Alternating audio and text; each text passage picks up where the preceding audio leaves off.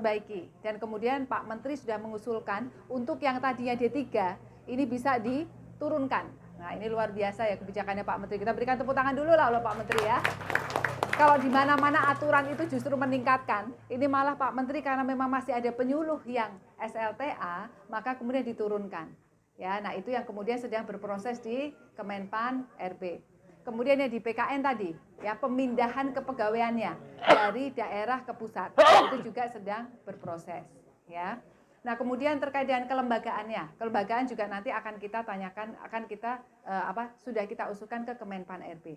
Kemenpan RB dan kementerian atau lembaga yang terlibat di dalam proses Inpres ini menyampaikan bahwa yang paling penting itu yang mana?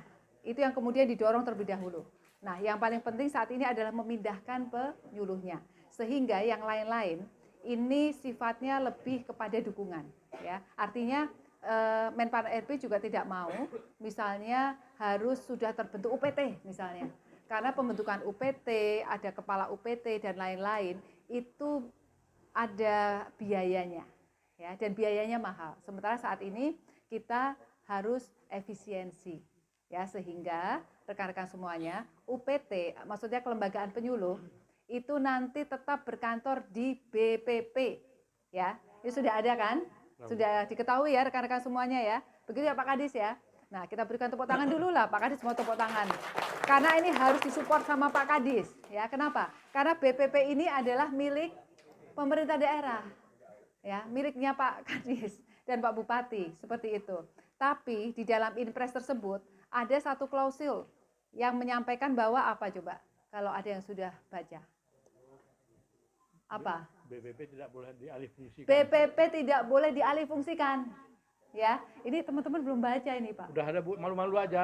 Malu-malu aja ini ya. Malu, pada dasarnya Saya udah agak siap, sedih Bu. nih Udah siap nih Bu, udah siap nih. Teman-teman penyuluh belum baca nih ya, karena perjuangannya kepala badan itu luar biasa itu, menggolkan itu. Ngurusin ya. BP Bu, jadi dapat urusannya ke BP.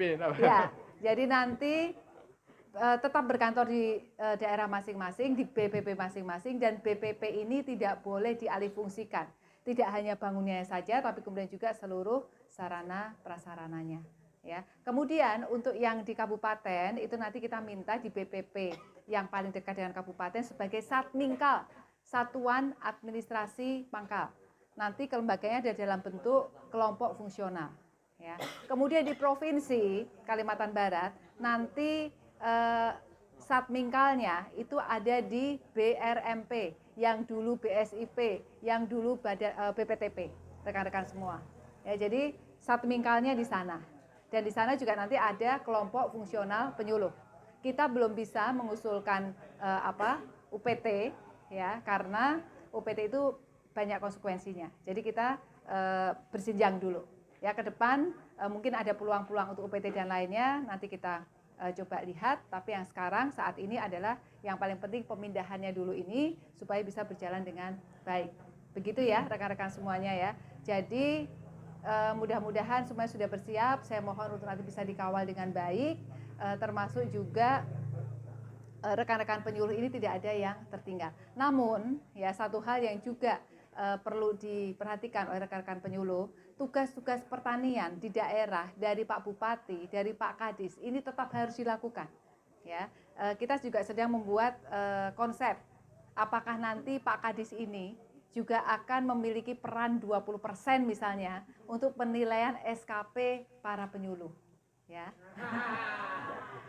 Jadi nggak boleh ya rekan-rekan penyuluh mentang-mentang sudah jadi pegawainya Kementan, habis itu Pak Kadis dicuekin. Nggak boleh, sama sekali nggak boleh ya.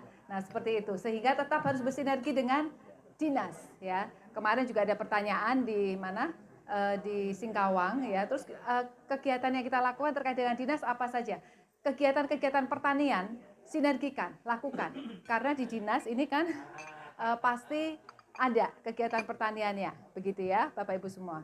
Nah itu yang mudah-mudahan bisa menjawab ya, dan kemudian bisa menenangkan, begitu ya. Jadi seperti itu, aman semuanya insya Allah, karena kami dipesan oleh Sesnek, pemindahan ini tidak boleh gaduh ya, pemindahan ini tidak boleh gaduh. Supaya tidak gaduh ya gimana ya, berarti harus memberikan kesejahteraan yang lebih baik bagi para penyuluh-penyuluhnya. Terkait dengan nanti pelatihan, terkait dengan nanti memberikan insentif, itu nanti akan kita lakukan. Saat ini sudah mendengarkan Pak Menteri sedang atau sudah mengalokasikan 1 sampai 5.000 atau 1 sampai 10.000 penyuluh untuk mendapatkan motor dinas, gitu ya. Seperti itu. Tapi dengan syarat berprestasi masuk 10.000 atau 5.000 terbesar ya. Nah, ini kami sudah mau merencanakan, mulai saya minta ke Pak Kapusruh ya untuk mulai merencanakan. Jadi ala-ala idol itu Pak Kadis ya. Jadi nanti siapa nih 1 sampai 5.000 gitu kan? Siapa nih? Nah, itu berarti nanti kita berikan ya hadiah lah ya, tapi belum motor ya. Kita berikan insentif. Nah, yang agak krusial nanti itu nanti per bulan ya, mulai dari bulan depan insya Allah, mudah-mudahan sudah siap. Nah itu nanti yang agak krusial adalah yang ada di 4.999 dan kemudian yang ada di 5.001 urutannya. Mereka pasti bersaing ketat gitu kan, untuk kemudian bisa masuk sampai ke 5.000. Nah ini mudah-mudahan bisa memberikan semangat bagi rekan-rekan penyuluh. Dan kemarin mudah-mudahan ini sudah diterima oleh para penyuluh. Kalau belum nanti saya tanyakan. Saya diminta Pak Menteri, Pak Kadis untuk membuat surat dorong LTT ya, dorong LTT. Ini Brigade Pangan, ini termasuk LTT ya, dorong LTT. Dan Pak Menteri menyampaikan melalui surat kepala badan tersebut bahwa LTT ini adalah kinerja yang utama ya, diukur melalui Epuslu ya, diukur melalui Monef Brigade Pangan. Karena kan pendampingan Brigade Pangan juga pendampingan LTT juga. Ya, nah ini merupakan kinerja yang utama dibandingkan dengan yang lainnya, produktivitas dan peningkatan IP. Sehingga mau tidak mau rekan-rekan penyuluh harus rajin absen. Ya, kalau di Kalimantan Barat saya lihat sudah 100% ya Pak Robi ya. Coba dicek. Masih ada yang belum absen belum? Nah, dicek sekarang. Kita bisa cek langsung ini ya, mana yang belum absen. Terus siapa yang paling rajin? Yang paling rajin nanti kita berikan pulsa lagi. Oke, begitu ya. Oh motornya, kemarin dapat motor nggak? Nggak, belum ada ya? Berarti Anda belum beruntung.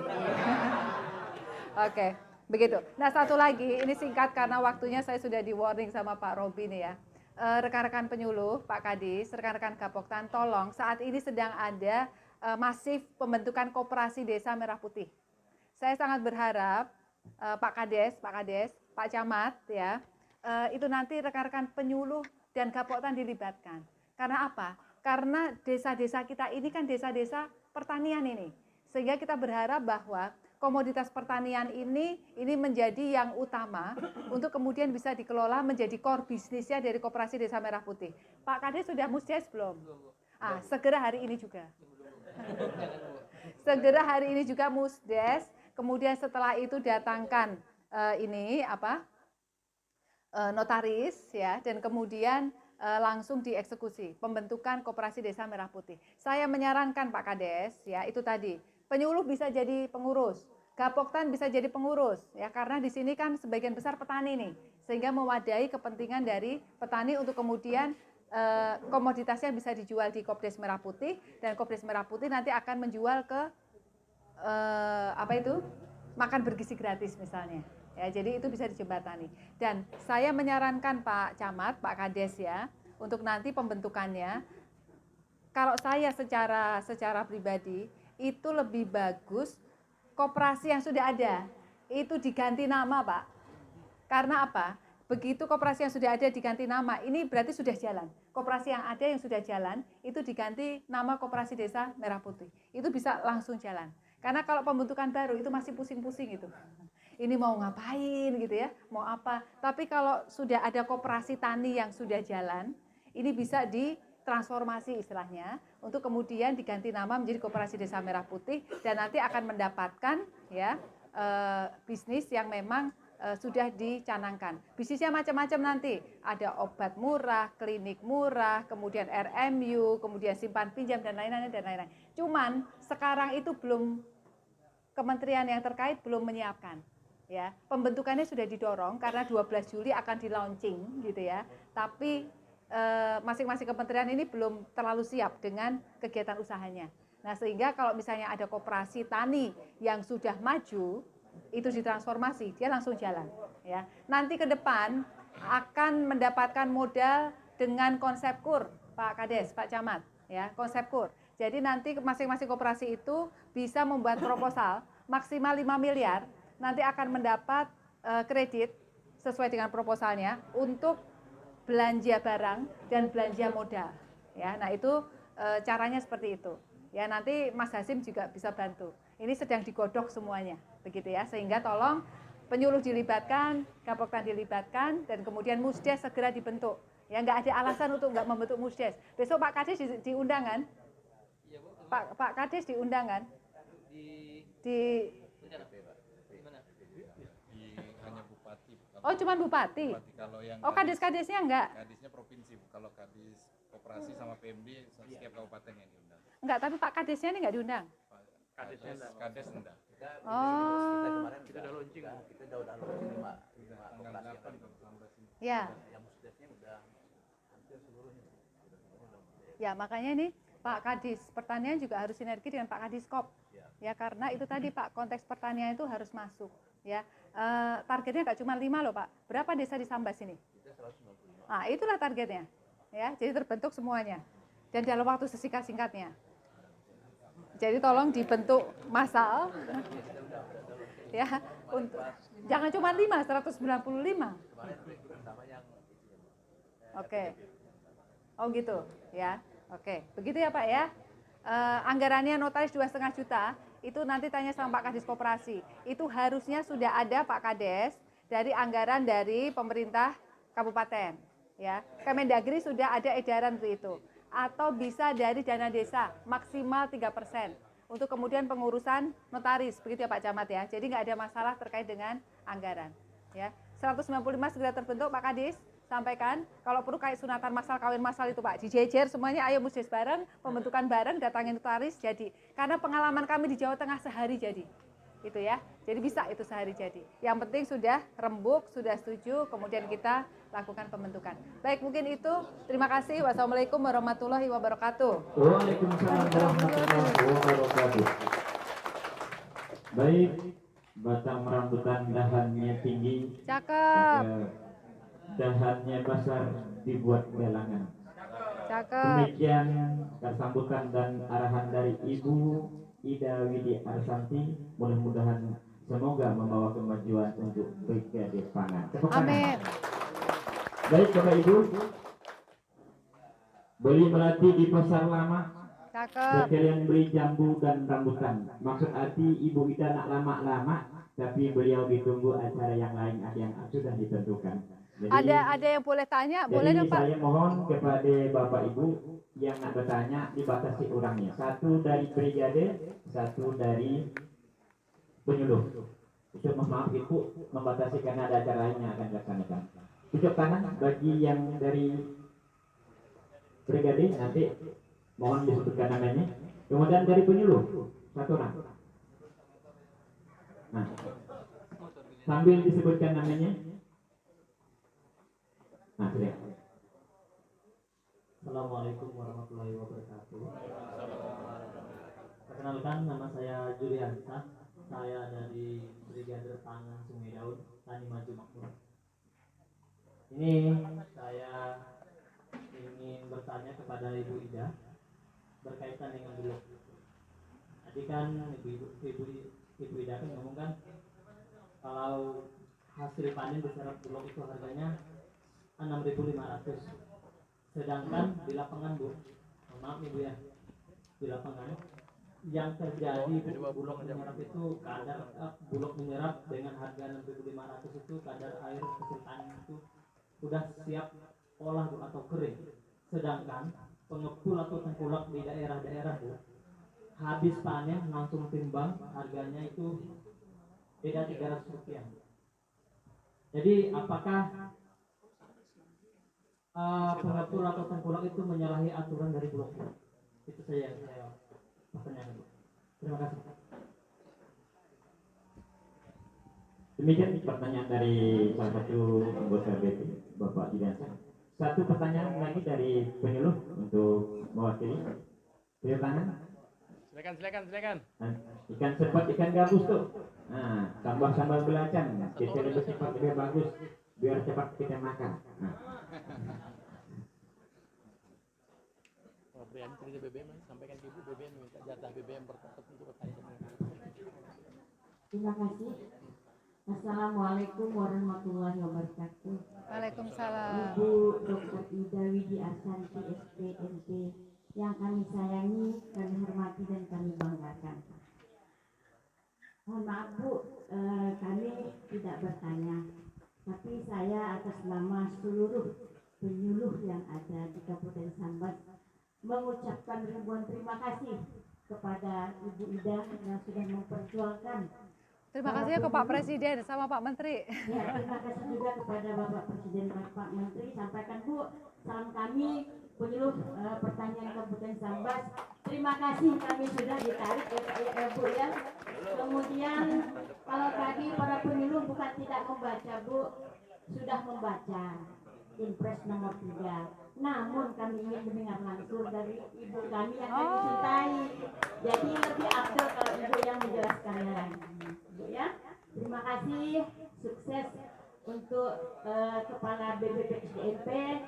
Kemudian yang semangat Bu, kami semuanya semangat Bu. Begitu juga dengan Dinas Pertanian, kemudian TNI, Polri, seluruh jajarannya Bu, kami Dinas Pertanian dan semuanya BP, semuanya Kapukar semuanya Bu. Kami semangat sekali Bu. Terima kasih. Wassalamualaikum warahmatullahi wabarakatuh. Waalaikumsalam warahmatullahi wabarakatuh. Terima kasih kepada Ibu Suryati. Kami langsung menyerahkan kepada Ibu Ya. untuk menjawab pertanyaan pertama dari Bapak Juliansyah. Silakan. Ya, terima kasih Pak Santoso. Rekan-rekan penyuluh yang lain nggak ada pertanyaan? Udah siap pindah berarti ya? Iya. Oke. Udah siap pindah Pak Kadis? Enggak, masih di sini. Rekan-rekan masih di sini. Oke. Pak Yuniansyah ya, jadi harusnya tidak demikian. Harusnya Bulog itu ngambil itu at any quality. Jadi kadar air berapapun itu harus diambil itu ya. Nah, sehingga tolong dikomunikasikan dengan baik Pak Yuniansyah, rekan-rekan Brigade Pangan kepada tim Bulog. Ya Pak, ini kalau aturannya ini Bapak harus ngambil ini. Ya, walaupun kadar airnya sekian, ya petani tidak mungkin lah tipu-tipu gitu ya. Petani tidak mungkin sengaja ngerendam air gitu kan, nggak mungkin. Ya kan memang kondisinya memang seperti itu. Nah ini tolonglah untuk kemudian bisa diambil. Coba dengan pendekatan persuasif dulu, itu harusnya bisa. Ya. Nah kalau misalnya mau lebih ini lagi, lebih sedikit ekstrim, penyuluhnya ya, Pak penyuluh ini biasanya setiap hari laporan ini, Pak Korluh ini, ya kan? Yang laporan siapa? Pak Korluh ya? Ya, Pak Korluh.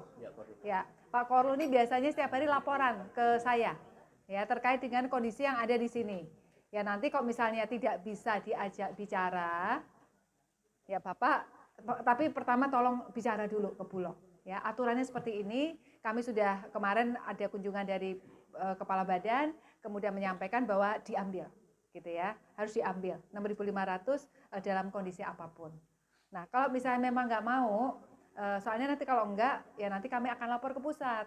Gitu Atau bawa kan. babinsanya Bu, bawa Ya? babinsanya dulu Oh, silaturahmi. bawa babinsanya, Silaturahmi. Pak Babinsa. Silaturahmi Nah, dulu. tugasnya Bapak seperti itu, bawa ya. Pesan Ini Menteri. sudah arahan dari pimpinan. Bahkan kepala Bulognya itu kan juga dari TNI, ya kan, Astar TNI Pak Novi itu. Ya, jadi sangat paham dengan itu. Ya, nanti Pak Babinsa bisa sampaikan. Jadi begitu ya, Mas Yuniansyah ya. Nah, alternatif terakhir ya kalau misalnya mereka terlalu banyak bersilat lidah ya, itu tadi Pak penyuluh ini melaporkan setiap hari ke kami. nanti akan dinotis ya. Oke 6.500 tapi mempersiapkan kadar air. Itu nanti akan ada catatan-catatan dan Pak Menteri langsung baca. Pak Menteri langsung kirim ke Bulog pusat ya. Pinwil yang tidak melakukan atau tidak melaksanakan aturan atau SOP itu nanti bisa langsung kena ganti. Ya, sudah ada banyak pinwil yang diganti. Contohnya Sumatera Selatan, Sulawesi Selatan, kemudian mana lagi tuh? Itu sudah ada beberapa yang diganti karena kasus-kasus seperti ini. Ya, sehingga tolong komunikasi dengan baik. Pak, ini nanti kalau kami tidak di ini ya terpaksa kami lapor loh sama pusat gitu. Biasanya mereka sudah merinding. Udah gemeteran biasanya ya. Karena Pak Penyuluh ini juga berat ini. Ya, Pak Penyuluh lapor ke kami, mana Pak Koruhnya?